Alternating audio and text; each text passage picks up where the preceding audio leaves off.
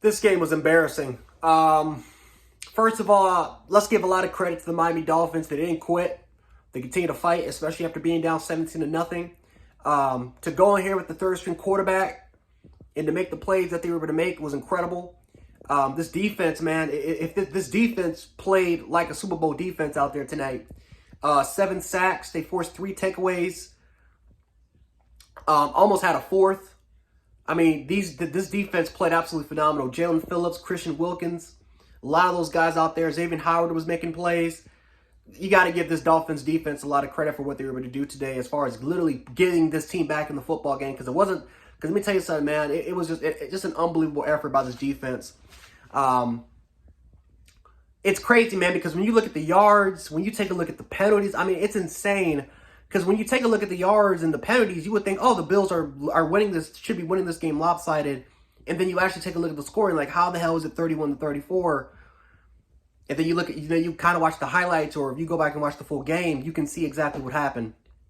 This Bills offense is their worst enemy. This Bills football team is their worst enemy.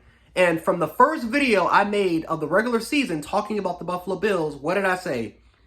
I said, the Bills only lose to the Buffalo Bills. The Buffalo Bills are their worst enemy. It's not a lot of teams out there that I can confidently say are just playing better than the Buffalo Bills. Even now, losing Micah Hyde and losing some other players, I can still sit up here and say I don't think that there's a lot of teams out there that's better than the Buffalo Bills. The Bills' worst enemy is their own. And it proved it tonight. It proved it when they lost to Miami the first time. They proved it when they lost to the Jets. And they proved it when they lost to the Minnesota Vikings. They did it again. They almost did it today. The Bills were their own worst enemy. And again, I can't blame a single player. I'm not going to solely just blame this on Josh Allen like everyone else is.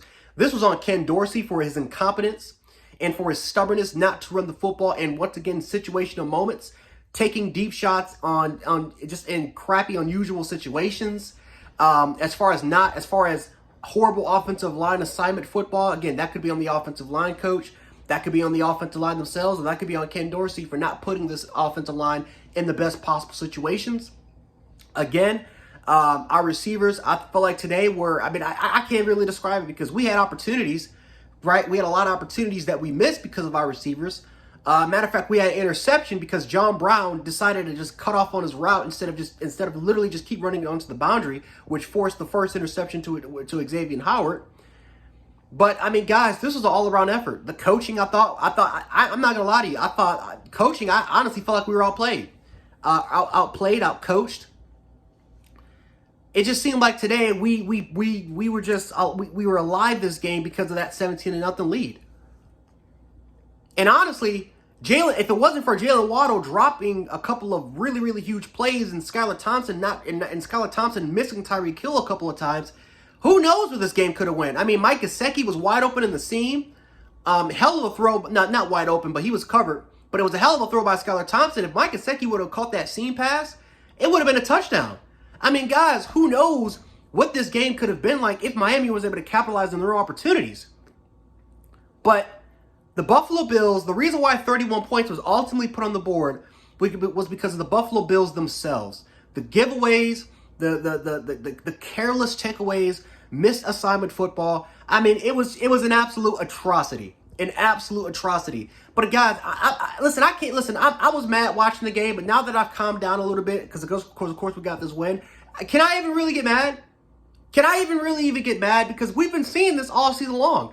Ever since the Jets game, ever since the first time we played against the Jets, this team has played like absolute dog water for the entirety of the season. I don't care how many wins we've gotten ever since that Jets game. I don't care about that kind of crap. I don't care that we haven't lost since that Minnesota Vikings game. This football team, more specifically this offense, has played mediocre football. They've played mediocre football. And I'm sick and tired of it, man. I really am. There's nothing really much to say. There's nothing much to say than if we play like this against Cincinnati, we're gonna get we're not just going to lose. We're gonna get embarrassed on national television. We're gonna get embarrassed on national television. I already have Cincinnati beating us.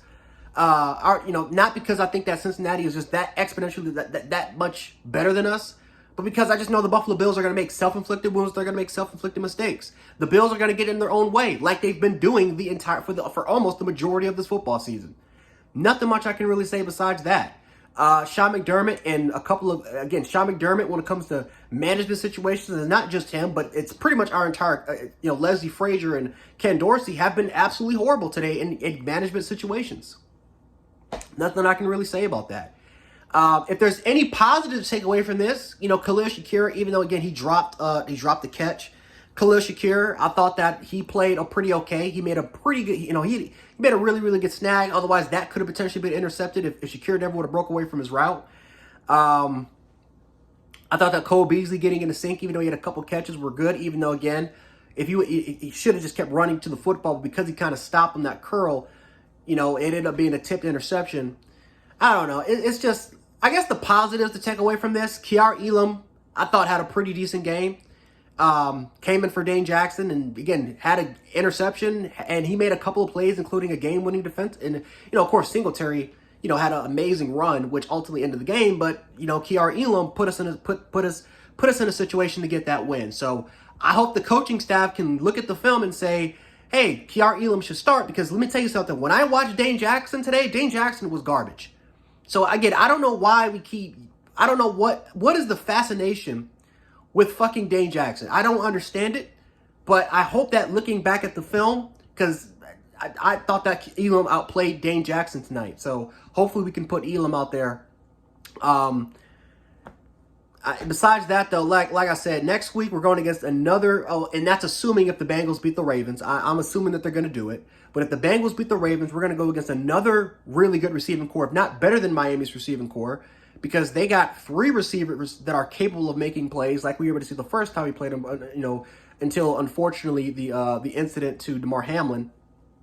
But again, we had a lot of busted coverages. We had a lot of blown coverage at this game that, honestly, if that Tua probably would have took advantage of, or who knows, an average quarterback would have took advantage on some of those opportunities. But it is what it is, man. But yeah, congratulations to the Dolphins. Skylar Thompson was a warrior tonight. He did everything he could to win.